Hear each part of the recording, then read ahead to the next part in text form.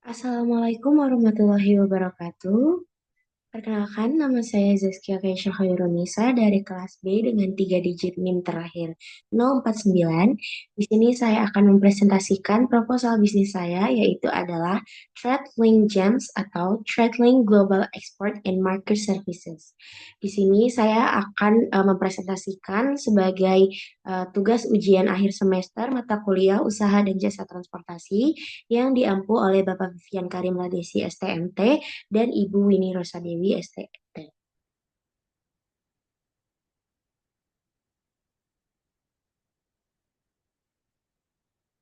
Oke, di sini saya akan menjelaskan latar belakang dari bisnis yang saya ajukan. Jadi di Indonesia ini masih banyak sekali komoditas yang dibutuhkan di luar negeri, namun masih melimpah di Indonesia, terutama sumber daya alamnya. Banyak UMKM, petani lokal, dan juga eksportir pemula yang masih kesulitan untuk mencari bayar di luar negeri, minim pemahaman logistik dan dokumen ekspor, serta takut akan biaya logistik yang relatif tinggi yang mengakibatkan eh, masih pesimis untuk melakukan ekspor ke luar negeri.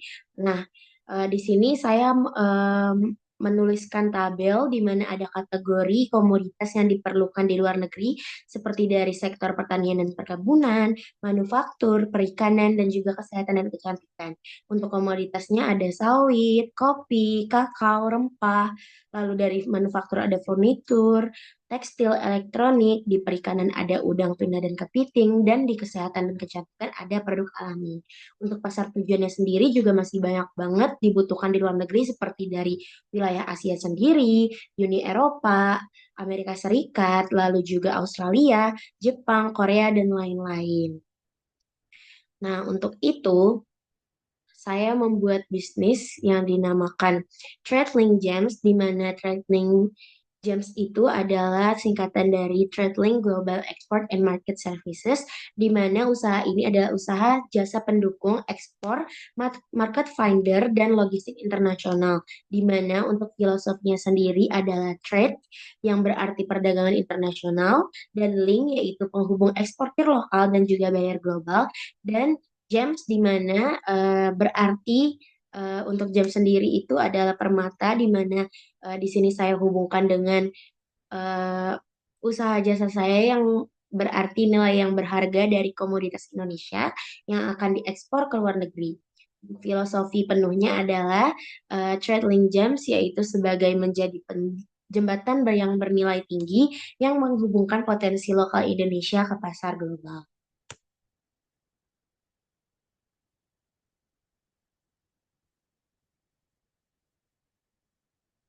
Oke, di sini saya akan mendeskripsikan usaha yang saya buat di sini mohon maaf. Jadi, TradeLink Gems ini hadir sebagai penyedia market finder komoditas ekspor, di mana untuk usaha kami ini dapat mencari market di luar negeri yang kira-kira dibutuhkan untuk eh, komoditas yang ingin diekspor dari Indonesia ke luar negeri. Lalu untuk yang kedua sebagai konsultan dan pendamping ekspor bagi eksportir pemula.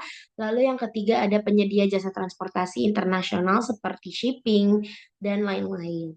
Lalu untuk segmentasi pelanggannya sendiri tentu ada dari eksportir pemula, UMKM dan produsen lokal, eksportir penengah, buyer dari luar negeri, dan juga mitra logistik seperti shipping line, forwarder, dan EMKL.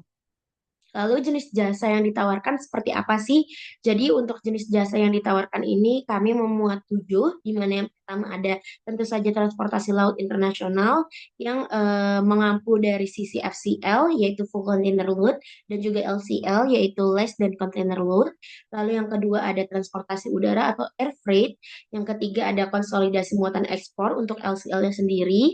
Lalu yang keempat ada freight coordination service. Yang keempat Yang kelima ada freight forwarding dan pengurusan dokumen ekspor. Yang keenam ada door to port atau dari eksportir lokal ke pelabuhan tujuan ataupun door to door yaitu dari eksportir lokal ke buyer yang ada di luar negeri. Dan yang terakhir ini adalah yang membedakan dari bisnis kami dengan yang lainnya yaitu adalah sistem informasi kebutuhan komoditas ekspor berbasis digital. Nah, ini tuh apa sih yang akan saya jelaskan di slide sebelah untuk lebih lengkapnya.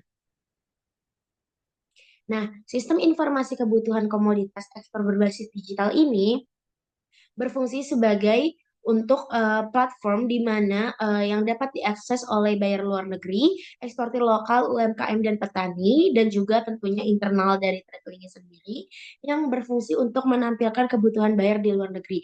Jadi untuk eksportir sendiri bisa tahu nih kira-kira di luar negeri itu lagi membutuhkan komoditas apa sih yang sekiranya akan dibutuhkan dan memuat dalam jumlah berapa. Lalu yang kedua ada informasi standar produk dan juga pasar tujuan di mana seperti HS code, lalu juga pasar tujuan seperti mungkin sertifikat yang dibutuhkan untuk ke negara tersebut. Lalu yang ketiga ada untuk matching eksportir dan buyer di mana bisa untuk mediasi terkait harga, lalu juga untuk kualitas produk yang dibutuhkan seperti apa, minimalnya seperti apa, dan juga maksimalnya seperti apa. Lalu yang terakhir ada rekomendasi untuk metode pengiriman seperti misalnya untuk mengirim komoditas yang memerlukan kontainer river ataupun membutuhkan palet dan juga yang lainnya. Dilanjut. Oke, untuk selanjutnya adalah kami dapat untuk nilai tambahnya sendiri itu kami dapat mengakses pasar global lebih mudah karena adanya tadi sistem informasi yang berbasis digital, lalu ada pendampingan ekspor dari awal sampai akhir pengiriman. Lalu juga ada efisiensi biaya lewat konsolidasi, di mana pasti kalau untuk UMKM sendiri ataupun eksportir yang baru ingin memulai bisnis ke kancah global itu pasti tidak dalam bentuk yang banyak, jadi pasti membutuhkan efisiensi biaya lewat konsolidasi. Lalu yang keempat ada kepastian proses dan kepatuhan regulasi, di mana akan didampingi oleh freight forwarder yang memang eh, berkecimpung di dalam eh, pengurusan regulasi. Lalu yang kelima ada all-in-one digital platform yang tadi disebutkan seperti ada sistem informasi berbasis digital yang akan membantu dalam proses pemesanan dari si buyer di luar negeri dan juga memudahkan eksportir yang ada di dalam negeri. Lalu yang keenam ada one stop export solution dan yang terakhir adalah dapat meningkatkan daya saing produk lokal di kancah internasional. Oke, di sini saya juga menginput dari sisi SWOT sendiri, di mana untuk strength-nya itu ada layanan yang terpadu, sistem yang digital, dan juga fokus UMKM dan juga pemula. Lalu yang di W-nya atau weakness, eh, untuk produk kami sendiri, karena masih brand yang baru, lalu juga dapat menimbulkan ketergantungan mitra, lalu juga eh, untuk literasi ekspornya yang beragam. Lalu untuk O-nya atau opportunities-nya, di mana ada permintaan dari global, lalu juga dukungan pemerintah, dan juga digital trade. Lalu yang terakhir atau T atau yang threats, itu adalah persaingan global, regulasi dan biaya logistik yang dapat berubah-ubah, dan juga risiko dari rantai pasok. Oke, selanjutnya adalah matrik kombinasi dari SWOT sendiri, di mana ada strength opportunities, di mana dapat mengoptimalisasi sistem digital buyer dan eksportir, lalu penguatan layanan one-stop export solution, lalu yang terakhir ada perluasan jaringan mitra internasional. Lalu yang kedua ada weakness opportunities, di mana ada kolaborasi dengan pemerintah dan juga UMKM untuk ekspor ke luar negerinya. Lalu yang kedua ada pengembangan sistem digital yang mudah digunakan. Yang ketiga ada pemanfaatan program dukungan ekspor. Lalu yang ketiga ada ST atau Strength Trades, di mana ada pendampingan ekspor khusus pemula. Lalu yang kedua ada diversifikasi moda dan juga rute pengiriman agar lebih efisien dan eh, efektif. Lalu ada yang ketiga ada penguatan kepatuhan regulasi ekspor. Dan yang terakhir ada WT atau Weakness Threats, di mana dapat ada penguatan kerjasama mitra logistik. Yang kedua ada peningkatan kompetensi SDM. Yang ketiga ada penerapan SOP dan manajemen resiko.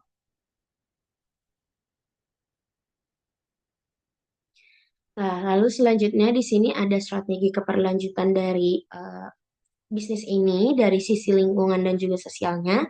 Dari aspek lingkungan di sini dapat optimalisasi konsolidasi muatan untuk mengurangi emisi. Lalu yang kedua ada pemilihan rute pengiriman yang efisien dan yang ketiga ada digitalisasi dokumen untuk mengurangi penggunaan kertas. Lalu yang kedua ada dari aspek sosial sendiri, yaitu yang pertama ada pemberdayaan UMKM dan eksportir pemula, yang kedua ada edukasi ekspor berkelanjutan, dan yang ketiga ada penciptaan lapangan kerja di sektor logistik. Nah, di sini saya mencantumkan skema pembiayaan dan juga model kemitraan yang digunakan oleh bisnis ini, yaitu untuk skema pembiayaannya, bayar sesuai layanan yang digunakan, lalu yang kedua ada pengiriman bersama untuk UMKM, seperti konsolidasi LCL, lalu yang ketiga ada biaya market finder yang dibayar setelah transaksi berhasil, lalu yang keempat ada akses sistem digital melalui langganan. Lalu di sini untuk model kemitraannya, ada eksportir dan UMKM sebagai penyedia produk, lalu bayar luar negeri sebagai mitra transaksi, lalu yang ketiga ada mitra logistik sebagai pengiriman internasional, dan pemerintah dan lembaga sebagai pembinaan dan dukungan dari sisi regulasi dan juga yang lainnya. Nah, di sini saya mencantumkan untuk estimasi kebutuhan biaya usaha yang terbagi menjadi dua. Yang pertama ada estimasi biaya investasi awal, di mana ada komponen investasi awal seperti pendirian PT, perizinan usaha, lalu juga domisili usaha, pengembangan sistem informasi digital, lalu perangkat kerja, legal drafting, dan administrasi awal, dan juga branding dan promosi awal yang ditotal sebanyak 49 juta rupiah. Lalu yang kedua ada estimasi dari sisi biaya operasional usaha per tahun, di mana ada dari komponen biaya operasionalnya, ada administrasi dan perkantoran, pemeliharaan sistem digital, koordinasi logistik dan mitra, pemasaran dan promosi digital, transportasi lokal, operasional SDM atau sumber daya manusianya, lalu dan yang terakhir ada administrasi dokumen ekspor yang bertotal sebanyak 47 juta.